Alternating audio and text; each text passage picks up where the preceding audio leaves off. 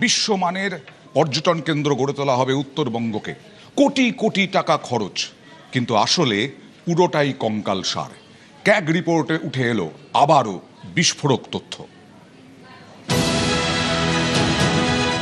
উত্তরবঙ্গ মানে পাহাড়, জল, জঙ্গল আর চা বাগান, কাঞ্চনজঙ্ঘার মোহময়ী রূপ, খরস্রোতা নদী, মেঘে ঢাকা হিমালয়, সব মিলিয়ে উত্তরবঙ্গ যেন প্রকৃতির নিজের হাতে আঁকা এক জীবন্ত ক্যানভাস।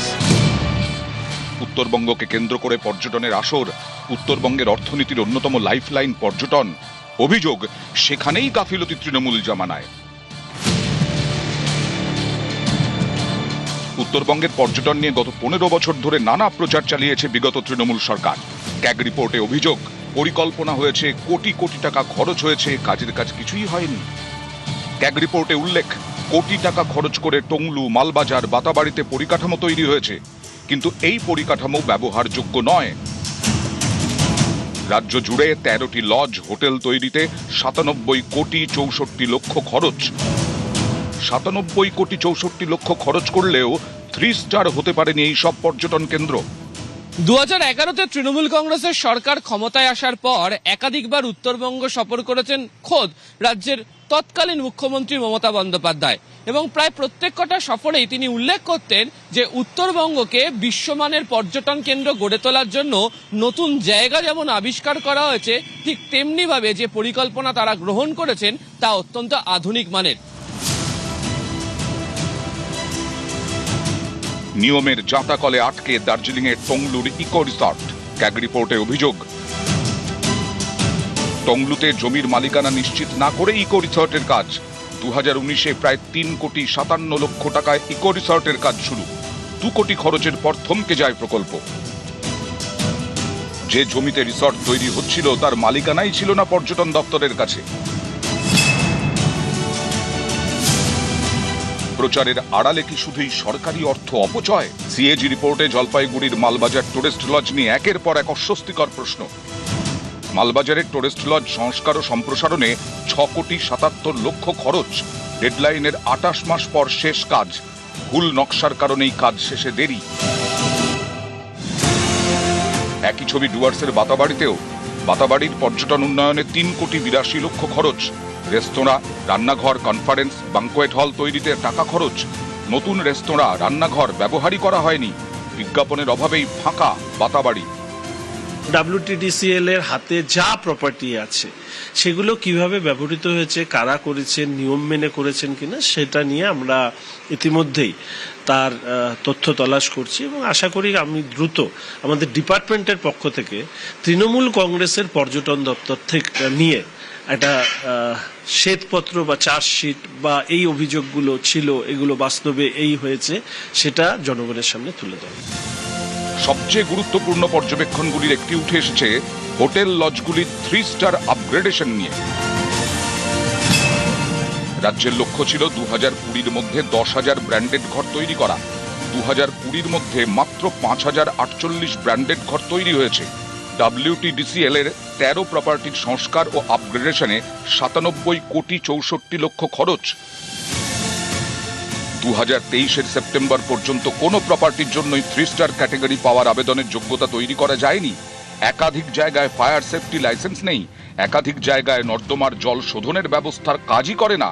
বিশেষভাবে সক্ষম পর্যটকদের জন্য প্রয়োজনীয় সুবিধেও ছিল না।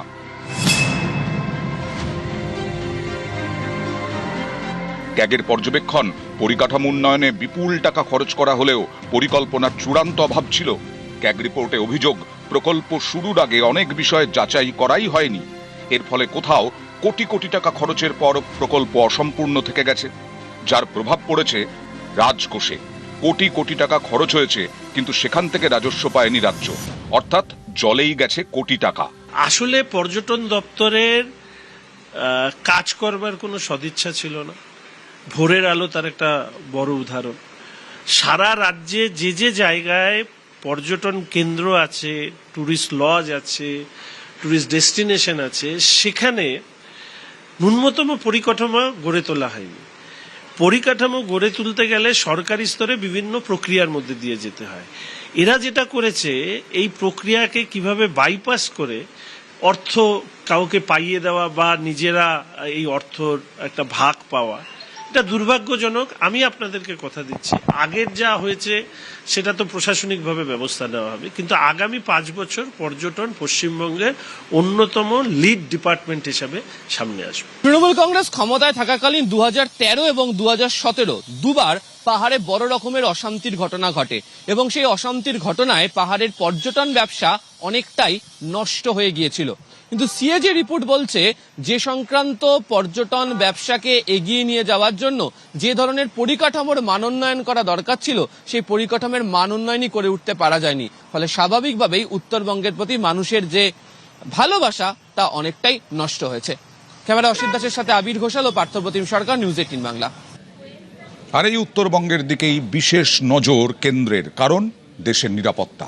আজ কিছুক্ষণ আগেই কেন্দ্রীয় স্বরাষ্ট্রমন্ত্রী অমিত শাহ শিলিগুড়ির বাগডোগরা বিমানবন্দরে নামলেন এবং 3 দিনের সফর অমিত শাহ। চিকেন্স নেক খুব গুরুত্বপূর্ণ।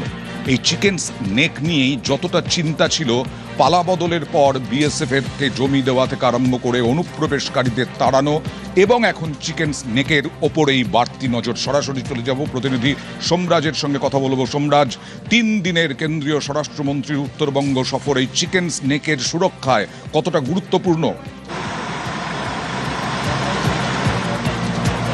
একদমই, দেখো, কেন্দ্রীয় স্বরাষ্ট্রমন্ত্রী অমিত শাহের এই উত্তরবঙ্গ সফর নিঃসন্দেহে জাতীয় সুরক্ষার দিক থেকে যথেষ্টই গুরুত্বপূর্ণ। তার কারণ কেন্দ্রীয় স্বরাষ্ট্রমন্ত্রী অমিত শাহ আগামীকাল যে বৈঠকগুলি করবেন, বিশেষ করে বিএসএফ-এর সঙ্গে, এসএসবির সঙ্গে এবং রাজ্য পুলিশের শীর্ষস্থানীয় আধিকারিকদের সঙ্গে, সেই বৈঠকে অন্যতম আলোচনার বিষয়বস্তু হতে চলেছে এই চিকেন স্নেক। তার কারণ তুমি জানো, ইতিমধ্যেই বিভিন্ন এজেন্সি, বিশেষ করে আইটিবিপি থেকে শুরু করে বিএসএফ, তারা এই চিকেন স্নেক এলাকায় জমি চেয়েছিল পরিকাঠামো নির্মাণের জন্য। ইতিমধ্যেই সেই জমি দেওয়া হয়েছে তাদেরকে বলে সূত্র মারফত জানা যাচ্ছে। এই জমিতে পরিকাঠামো নির্মাণের পাশাপাশি আগামী দিনে চিকেন স্নেক নিয়ে কেন্দ্রীয় স্বরাষ্ট্র মন্ত্রকের কি পরিকল্পনা রয়েছে তা নিয়ে আগামীকাল বিশেষ বৈঠক হতে চলেছে বলেই সূত্র মারফত জানা যাচ্ছে। ইতিমধ্যেই কেন্দ্রীয় স্বরাষ্ট্রমন্ত্রী অমিত শাহ তিনি এসে পৌঁছেছেন শিলিগুড়িতে। একদিকে যখন চিকেন স্নেক অন্যতম আলোচনার বিষয়বস্তু হতে চলেছে কেন্দ্রীয় স্বরাষ্ট্রমন্ত্রী অমিত শাহের এবারের সফরে, তেমনি আরো গুরুত্বপূর্ণ যেটা হচ্ছে ভারতীয় ন্যায় সংহিতা আইন। তুমি জানো, বাংলায় পালা বদলের পর রাজ্য পুলিশের তরফে ভারতীয় ন্যায় সংহিতা আইন কার্যকর করা হয়েছে। এই ভারতীয় ন্যায় সংহিতা আইন নিয়েই বিশেষ প্রদর্শনীশালার আয়োজন করেছে রাজ্য পুলিশের তরফে। তারও আগামীকাল আনুষ্ঠানিক সূচনা করবেন কেন্দ্রীয় স্বরাষ্ট্রমন্ত্রী অমিত শাহ, থাকবেন মুখ্যমন্ত্রী শুভেন্দু অধিকারীও। মূলত এই ভারতীয় ন্যায় সংহিতা আইন কি সাধারণ মানুষকে জানানো, বিশেষ করে উত্তরবঙ্গের মানুষকে জানানো, তার জন্যই এই বিশেষ প্রদর্শনীশালার উদ্বোধন করবেন কেন্দ্রীয় স্বরাষ্ট্রমন্ত্রী। পাশাপাশি যেটা আরো জানা যাচ্ছে, পাহাড়ের নেতাদের সঙ্গেও কেন্দ্রীয় স্বরাষ্ট্রমন্ত্রী শনিবার সম্ভবত বৈঠক করতে চলেছেন, তেমনটাও প্রস্তুতি নেওয়া হচ্ছে। ফলত সব মিলিয়ে এবারের কেন্দ্রীয় স্বরাষ্ট্রমন্ত্রীর উত্তরবঙ্গের সফর যথেষ্টই গুরুত্বপূর্ণ হতে চলেছে। খুবই গুরুত্বপূর্ণ, বিশেষ করে চিকেন স্নেকের নজর, চিকেন স্নেকের নিশ্ছিদ্র নিরাপত্তা। দেখুন,